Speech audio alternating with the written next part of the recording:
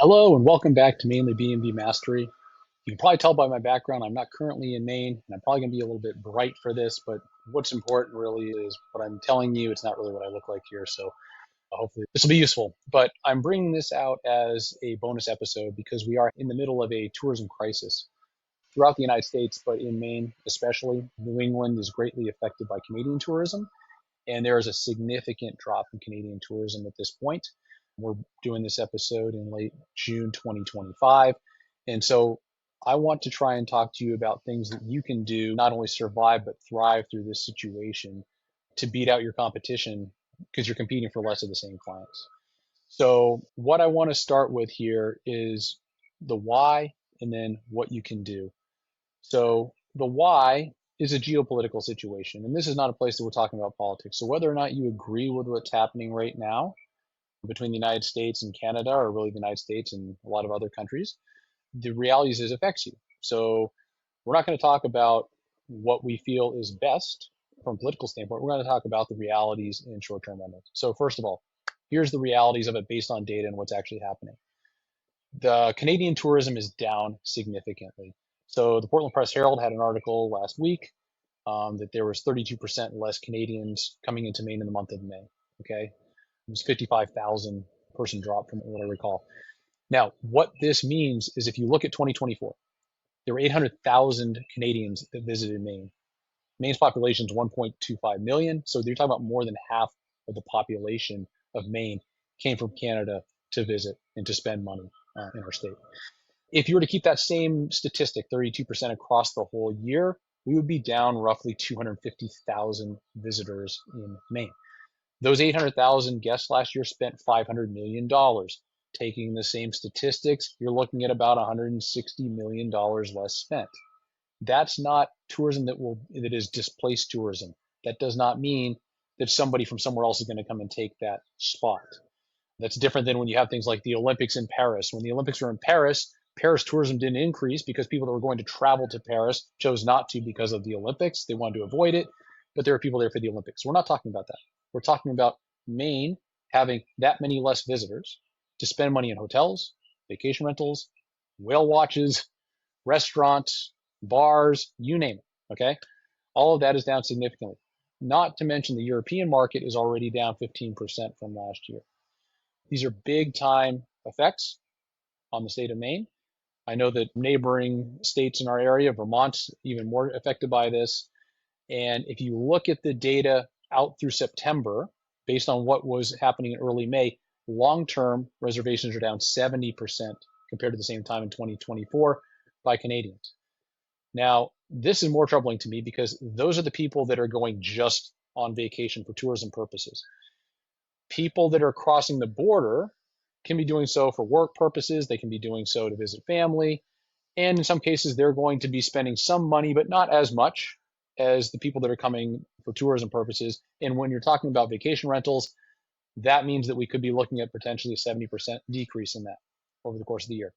Now, maybe you're saying, hey, I haven't had that many Canadians book my properties. That doesn't mean that they weren't booking somebody else's that is now available, and the people that were booking yours are now booking that person's. The hotels are down as well. If you go to Old Orchard Beach right now, it's a lot less busy than it normally is at this time of year. Everyone's feeling the effects of this. But I just want to reiterate that just because you didn't have a lot of Canadians booking your property doesn't mean they weren't coming down and staying in others. And now those same people domestically who are booking yours are able to book somewhere else. They're able to book more last minute.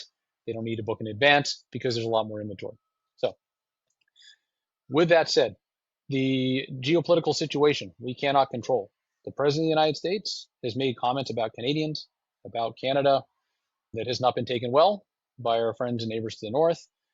And as a result, polls are showing that they are choosing to travel elsewhere, more to Europe, staying within Canada, then coming to the United States because they're either angry or they're citing that they're feeling afraid based on what they're hearing about what's happening to tourists that are being arrested, all of these types of things. So again, not here to talk about the politics of it. We're here to talk about the realities, which we've just covered, and now we're going to talk about what you can do. What can you do to help salvage your listing reservations through the rest of 2025?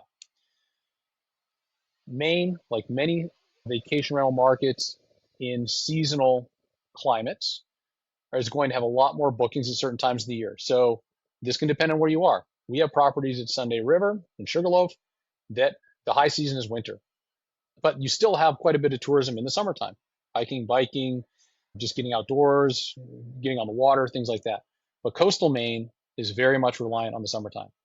So if you're on a lake, if you're on the coast, and your bookings are down right now, you've got to get them moving. So you want to start with your revenue management. Revenue management does not mean that you're just dropping your pricing. You start by looking at your listing. So we have an episode that will be coming out on June 29, focusing on what you can do to enhance your listing. But certain things like, do you have professional photos? That's a baseline item, okay? Is your write-up relevant to what people are looking for? Is your title correct for the season that you're in and it's enticing and you're using every character that you possibly can? So the things that you do to enhance your listing, start with that. Next, look at your cancellation policies. If you have been using, let's use Air BnB terminology here. If you've been using strict, firm, so your 60-day, 30-day cancellation, and you're not having any luck, you definitely need to back it off to moderate, which is 5 days. Or if you're willing, go to flexible, which is it can cancel all the way up until 1 day before. Why is that powerful? Because the algorithms are going to boost you further up the page if you're more flexible in your cancellation policies.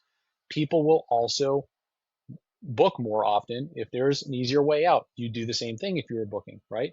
My experience is that when people book with these more flexible cancellation policies, rarely do they cancel.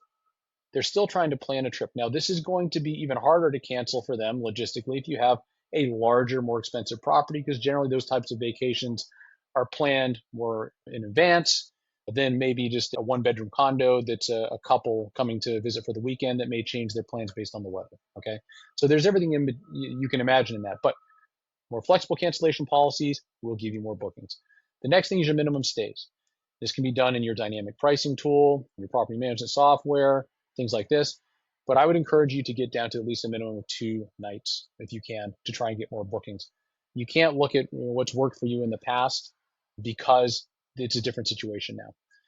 Next is, have you been reaching out to your existing guests to ask if they would like to extend their stay?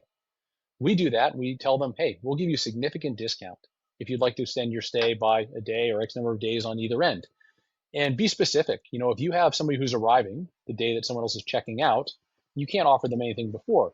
But if you have a night or a couple nights in the back end, say, hey, we happen to have an availability for a couple of days on the back end of your trip, we'd be happy to give you a special discount. Or you can say on the front end, back end, whatever the situation is, be specific to what theirs is. And then give them a discount that really matters, 30, 40, 50%, something like that.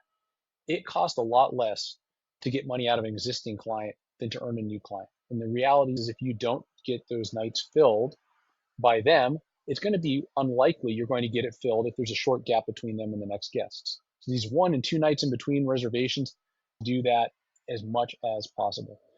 The next thing you can do is direct marketing. Where are you? Are you just on Airbnb? Are you on Airbnb and Vrbo?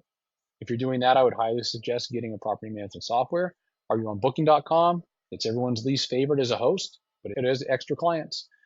Do you have your own booking website, which some property management softwares will provide you?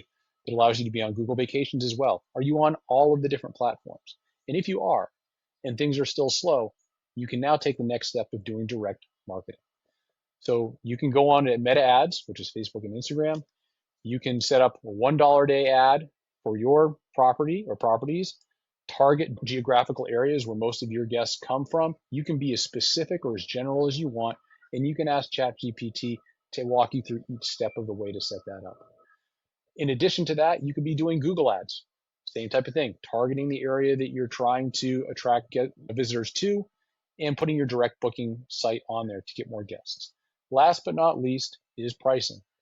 So when all else fails, you are going to have to drop your pricing. And I wouldn't wait too long on this. All these things I mentioned, you should be able to do relatively quickly, but don't be afraid to drop your pricing if you have to. This is not a race to the bottom where everyone's trying to charge less and all that, but you are competing against hotels that are also using dynamic pricing, and their prices will be lower. Other short-term rental hosts who have had to drop their pricing as well. So you have to compete. The ADR, the average daily rate that you have been getting in the past is not relevant because, as I said, we have a manufactured geopolitical tourism crisis happening right now, and you have to do whatever it takes to make your properties succeed.